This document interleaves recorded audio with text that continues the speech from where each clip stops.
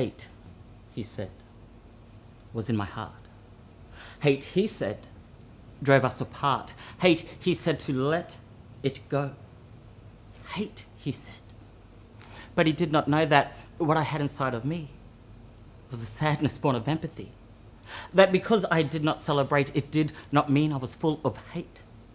I asked him to just try and see through my eyes the tragedy of dispossession, of the pain, the hurt, of the red of blood that stained this earth.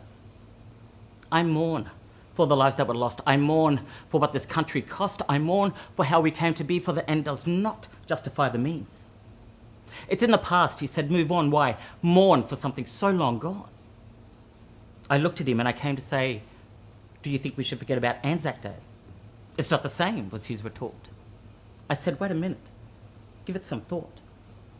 People died while fighting for their land, protecting it from a foreign hand. Make no mistake, there was a war that had been fought on these very shores. A war that didn't always discriminate whether elderly or infants could meet the same fate as those who fought to protect them so, and that's why we should never let go.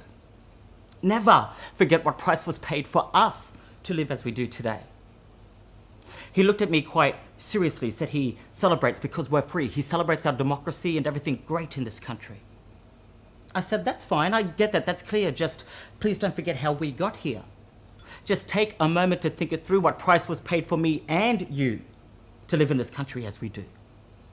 Don't take for granted the sacrifice both of land and of life. We need to remember all who died, not let their memories be swept aside.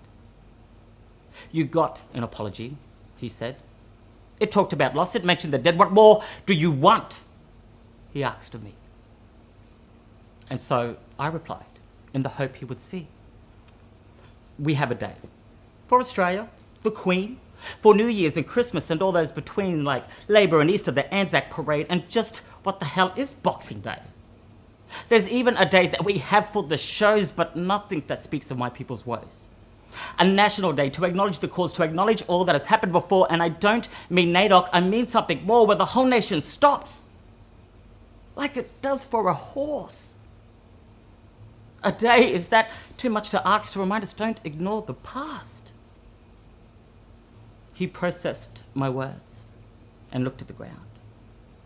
We both sat in silence. Then there was this sound, a sound that seemed like heaven to me, a sound of two words that said, I agree.